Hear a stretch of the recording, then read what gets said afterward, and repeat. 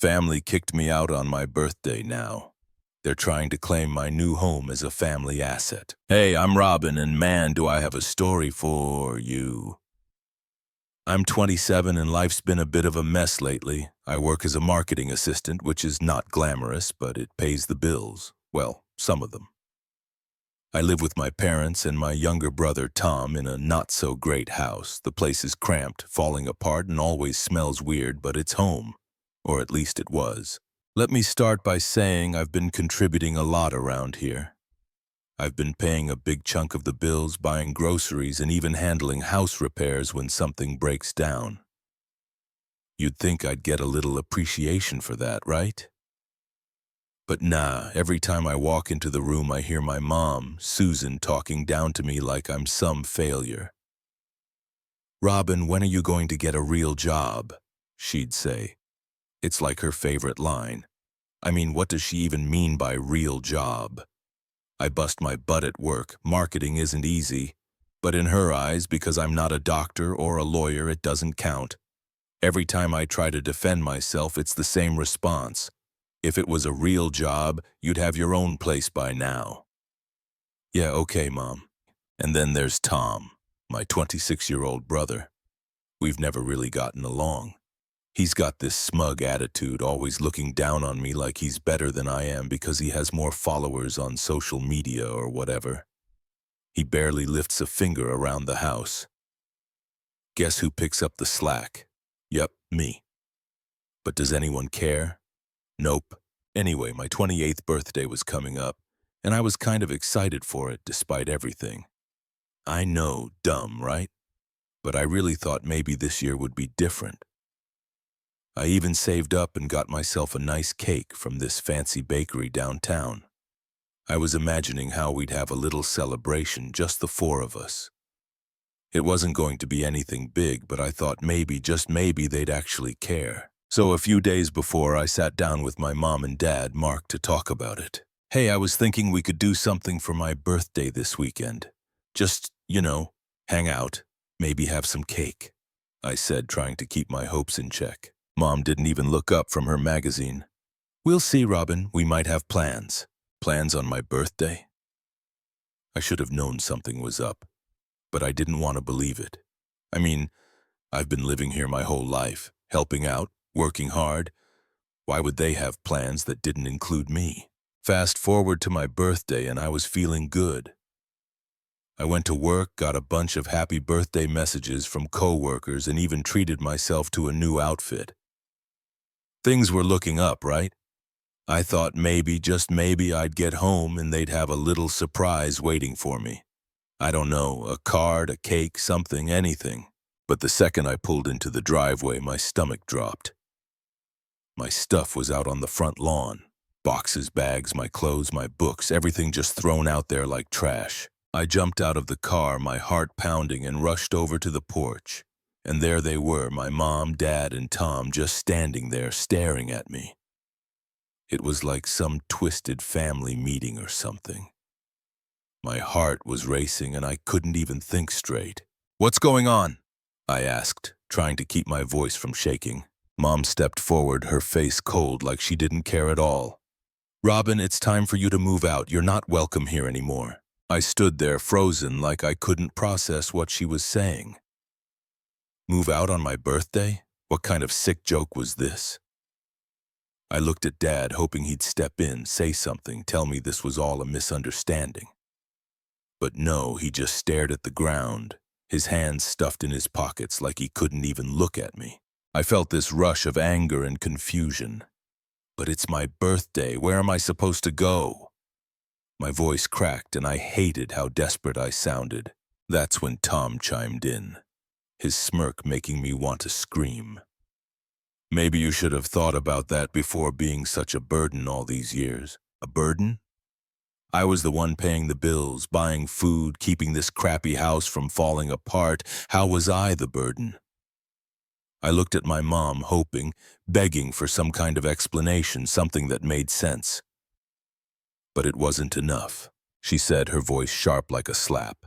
"We need the space, and frankly, you need to grow up." That was it.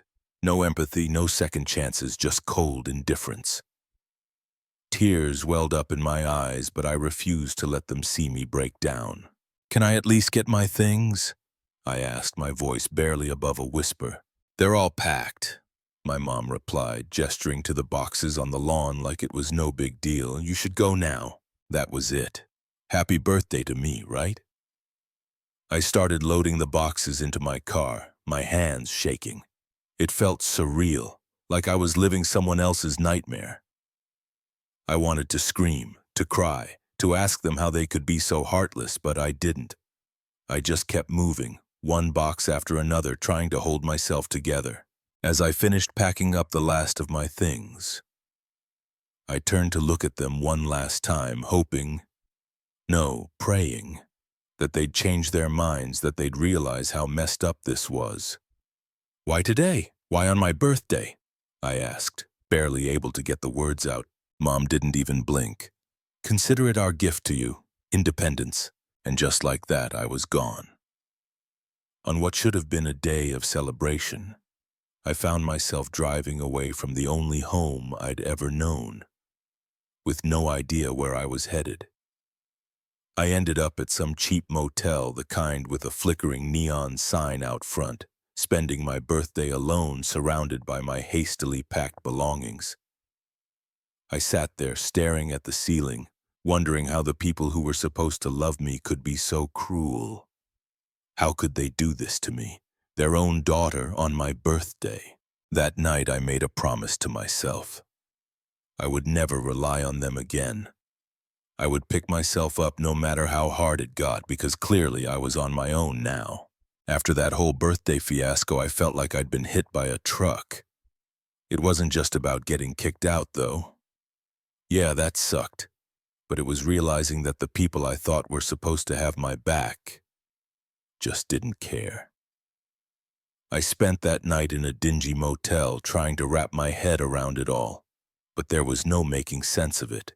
So the next day I did the only thing I could think of. I threw myself into work. I mean, what else was I going to do? I couldn't just sit around feeling sorry for myself. I had bills to pay, and now I needed to find a place to live. My boss, Hannah, noticed pretty quickly that something was off. I was at the office at all hours, hunched over my laptop, answering emails like a robot.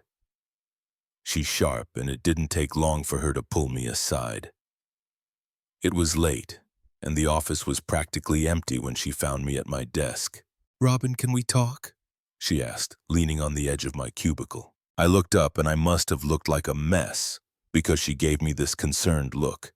"You're going to work yourself into the ground at this rate. What's going on?" I didn't want to get into it, but the second she asked, it all just came out. I told her everything, how my family kicked me out, how I was staying in this horrible motel with my stuff still in boxes. As I talked, Hannah's expression softened. She didn't say anything at first, just listened, which was more than my family ever did.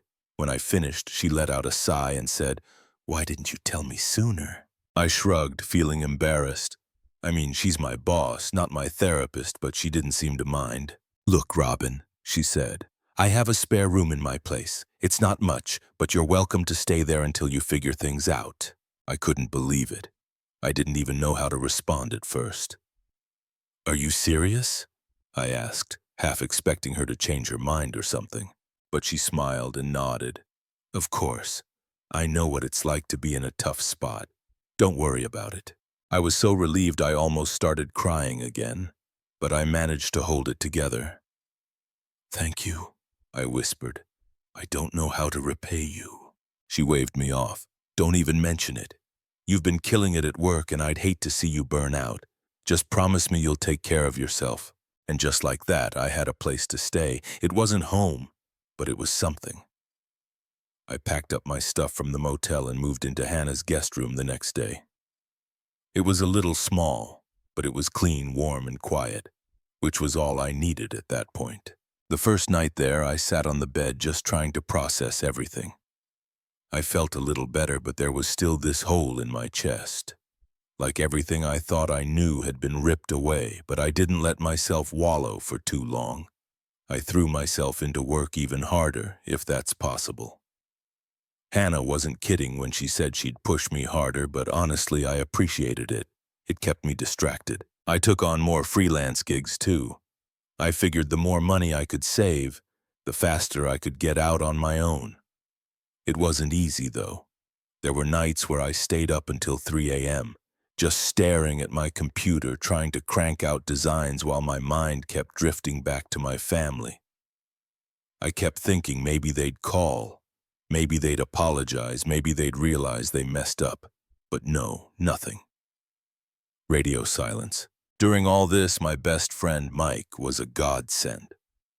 We'd been friends since college, and even though we weren't living in the same city anymore, we'd always stayed close.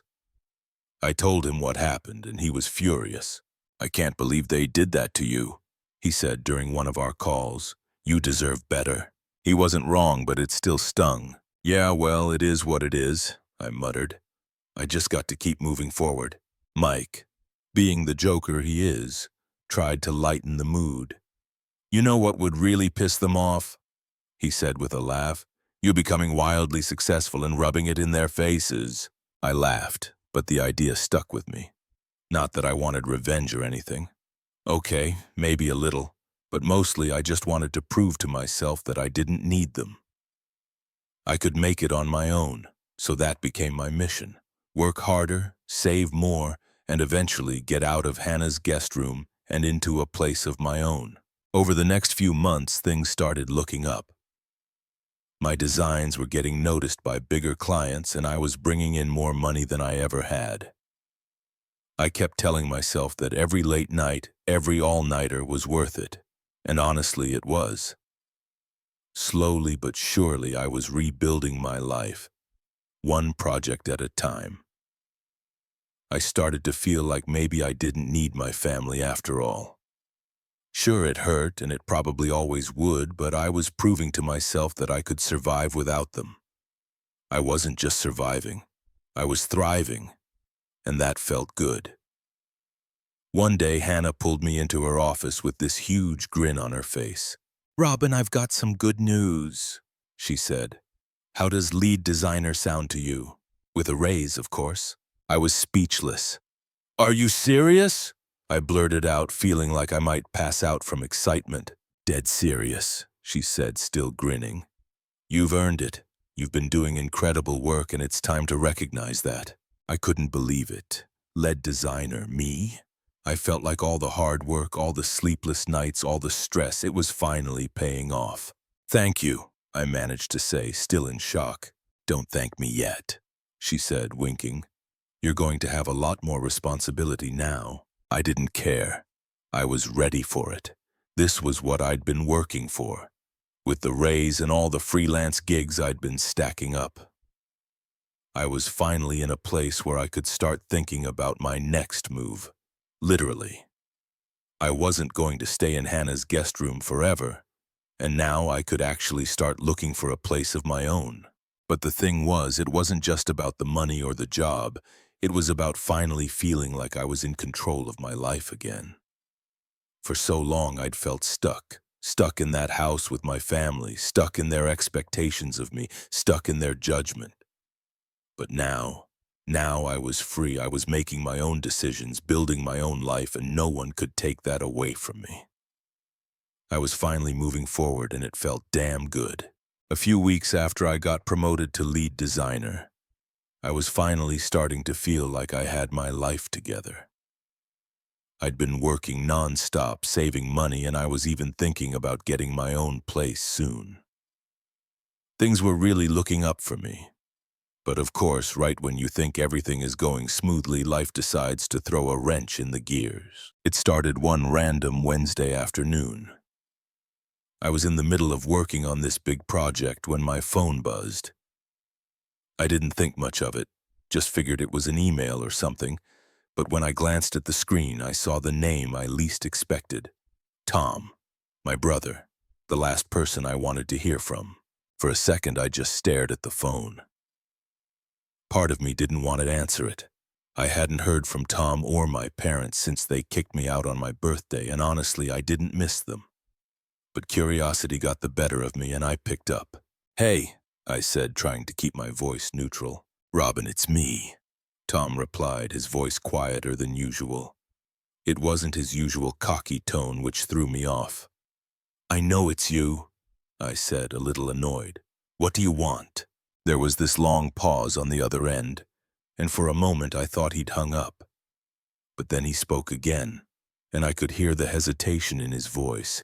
I need help." I raised an eyebrow, not believing what I was hearing. Tom needing help from me? The same brother who stood there and watched while my stuff was thrown out onto the front lawn. "Yeah, right. I don't know what to tell you," I replied, already feeling the anger bubbling up inside me. "You made it pretty clear I'm not part of the family anymore." He let out a sigh. "Look, I know things have been rough, but this isn't about that. It's about Dad. He lost his job, and Mom's spending is out of control. I can't afford school anymore." There it was, the real reason for the call. It wasn't about me or making amends or even caring about what happened. It was about money. It was always about money. I bit my lip, fighting back the wave of emotions that hit me. Part of me wanted to tell him off, to remind him how they treated me, to hang up and never look back. But another part of me, a small, stupid part, still felt that pull of obligation. They were my family after all, or at least they used to be. "So let me get this straight," I said, my voice sharper than I intended. "You're calling me now, after months of silence, because you need money?" "It's not just about the money," Tom said quickly. "We're in a bad spot, Robin. You know how Mom is. She's been spending like crazy, and Dad, well, he's not exactly doing great without a job. I don't know what to do." I took a deep breath, trying to keep my cool. "That sounds like a you problem, Tom, not mine." "Come on, Robin, we're family," he said, and I could practically hear the desperation in his voice. It was the first time in years he'd sounded vulnerable, but I wasn't falling for it. "Family?" I scoffed, unable to stop the bitterness from seeping into my tone. "You guys threw me out on my birthday. Family doesn't do that." He didn't have an answer for that, just a long pause. Honestly, that silence told me everything I needed to know. "I'm done being your backup plan," I said, my voice firm. "You and Mom and Dad made it pretty clear where I stand with you all. Don't call me again." Before he could respond, I hung up. My hand was shaking slightly as I set the phone down on my desk. I felt this strange mix of anger, sadness, and relief. It felt good to stand up for myself, to finally put my foot down and say no. But at the same time, it sucked that it had come to this. I sat there for a few minutes, just staring at the wall, trying to process everything. I kept thinking about all the times I'd bent over backward for my family. All the times I'd sacrificed my own happiness for theirs. And where had it gotten me? Homeless on my birthday. It was time to stop feeling guilty for walking away. They made their choice and I had made mine. After that call, I threw myself back into work. I didn't want to dwell on it too long because I knew it would just drag me down. So I focused on the project I was working on, trying to push the thoughts of Tom and my parents to the back of my mind. But the thing is, once those thoughts creep in, they're hard to get rid of. That night, as I lay in bed, I kept replaying the conversation over and over in my head. I kept thinking about what I could have said, what I should have said. I wanted to believe that maybe deep down they were sorry. But I knew better. They weren't calling because they missed me or because they regretted what they did. They were calling because they needed something from me, and I wasn't about to let them use me again.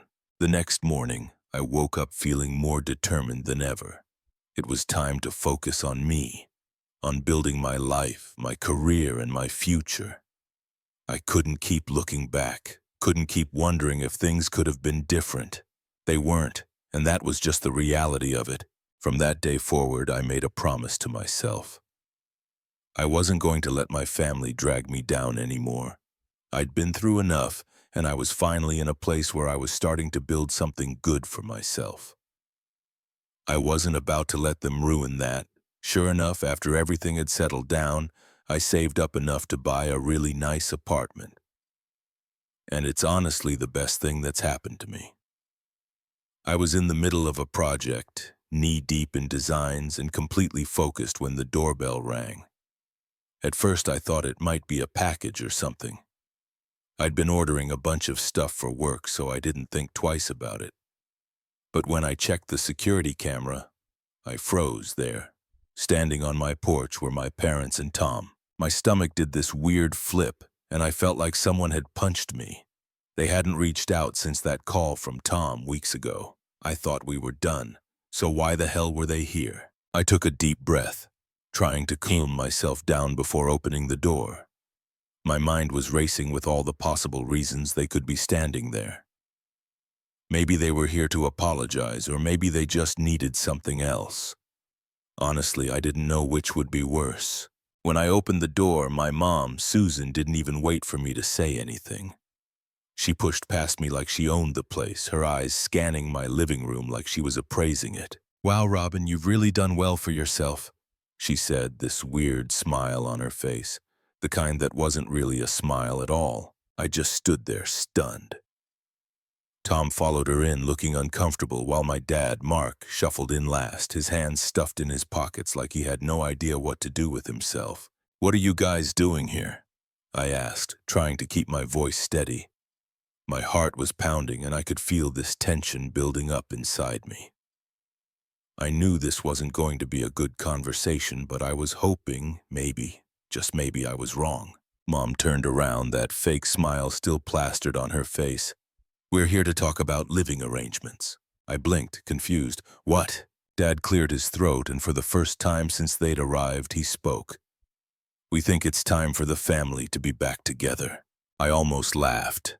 It was so absurd, so ridiculous that for a second I thought they were joking. "You're joking, right?" I asked, my voice dripping with disbelief. Mom's smile faded, and she crossed her arms, looking at me like I was the one being unreasonable. "No, Robin.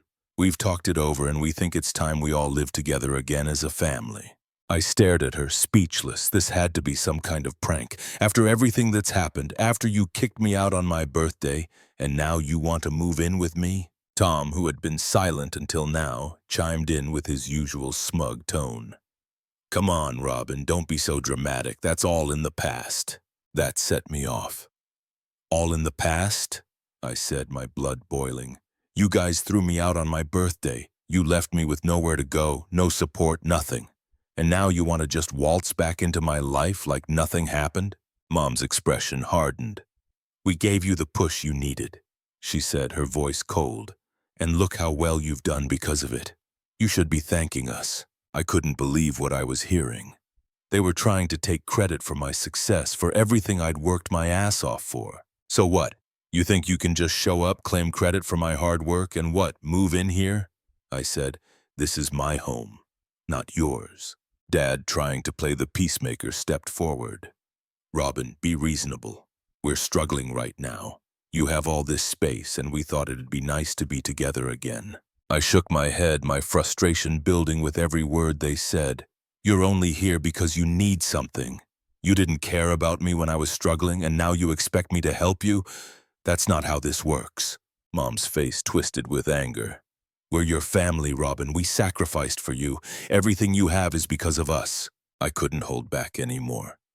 "Sacrificed? What exactly did you sacrifice, Mom? You kicked me out. You didn't help me when I needed it most. You threw me away like I was nothing. And now you think you're entitled to my success, to my home." She opened her mouth to argue, but I wasn't done. "I've worked hard for this. I've built this life for myself, with no help from you. You don't get to walk in here and claim anything." Tom rolled his eyes. "God, Robin, stop being so selfish. We're just asking for a little help." That word, selfish, set me off. "Selfish?" I snapped. "You want to talk about selfish? How about you all throwing me out of the house, leaving me with nothing?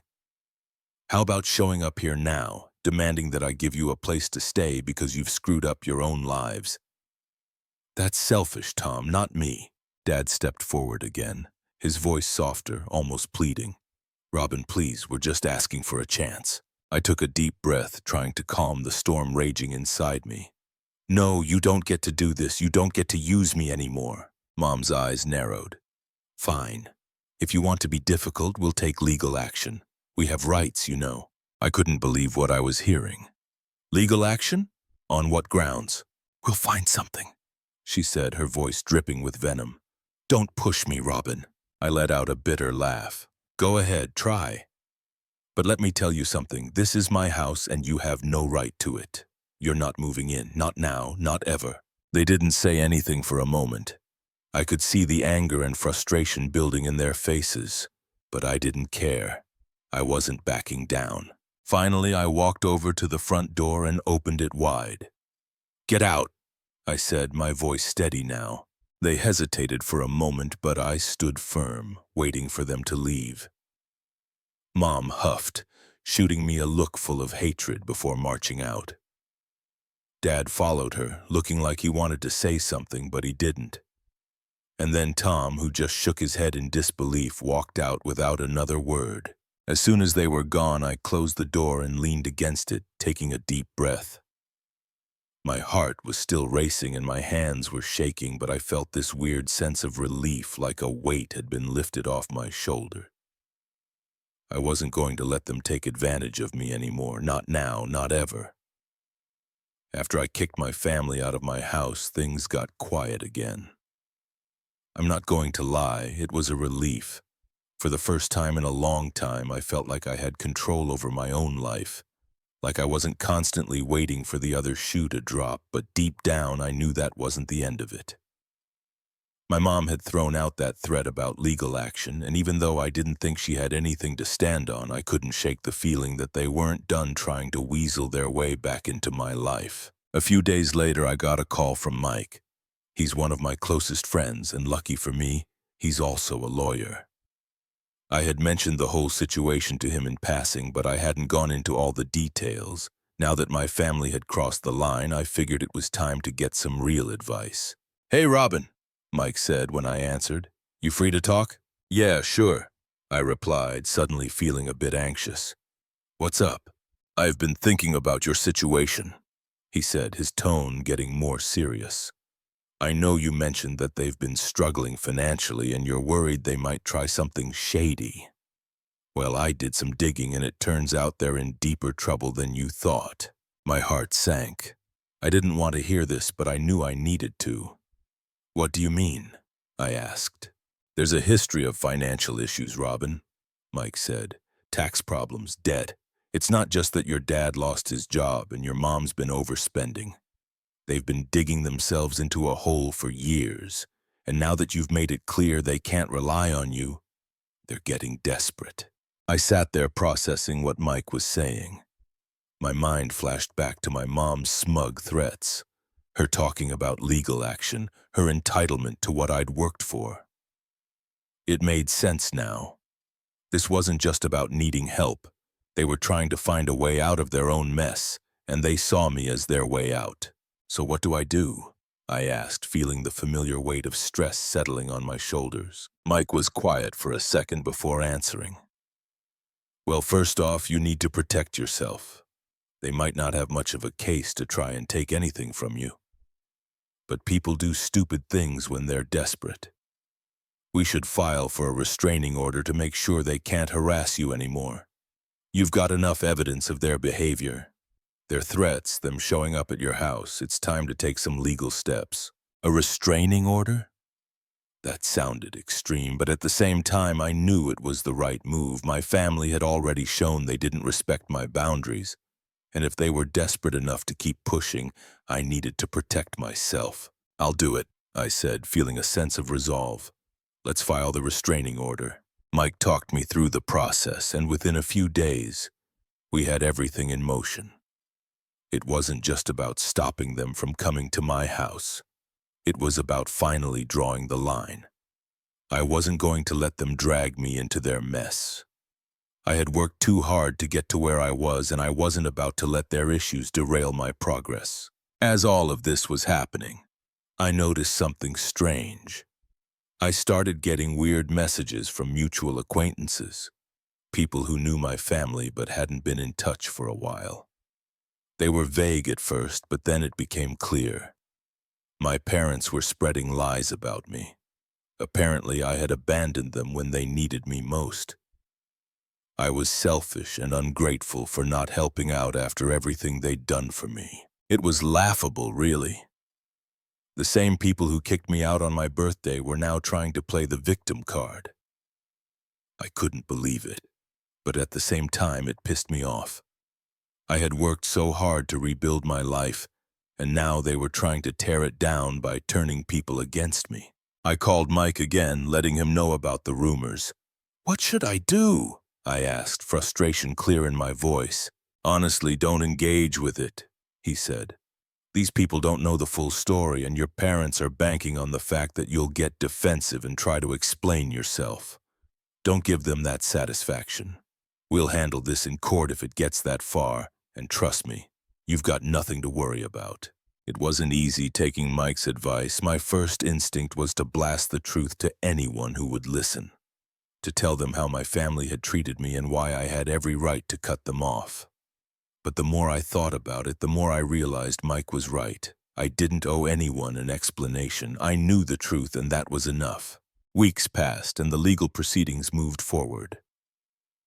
Mike was a beast in the courtroom, and when the restraining order was finalized, I felt this huge weight lift off my shoulders. My family couldn't come near me, and if they tried to pull any more stunts, they'd be in serious legal trouble. But that wasn't the end of their problems. Remember those financial issues Mike had mentioned? Well, it turns out they were worse than we thought. After some more digging, Mike found out that my parents had been dodging taxes for years. They'd been hiding money, falsifying documents, and now the IRS was on their tail. It was almost poetic watching the mess they had made for themselves unravel right in front of them. As much as I wanted to feel bad for them, I couldn't. They had brought this on themselves. They had made their choices, and now they had to deal with the consequences. I wasn't going to be their savior anymore. One day, after everything had settled down, I sat in my living room staring out the window and thinking about everything that had happened. It was strange feeling the sense of closure. I had spent so long feeling trapped by my family's expectations, by their manipulation and guilt trips. And now, for the first time, I felt free. Mike called later that night to check in. "How are you holding up?" he asked. "I'm good," I said, and for the first time I actually meant it. "It's been a crazy ride, but I'm good." "You did the right thing, Robin," Mike said. "They made their choices and you made yours. Don't let them make you feel guilty for protecting yourself." I smiled to myself. He was right. I had stood up for myself, and I wasn't going to feel guilty for it.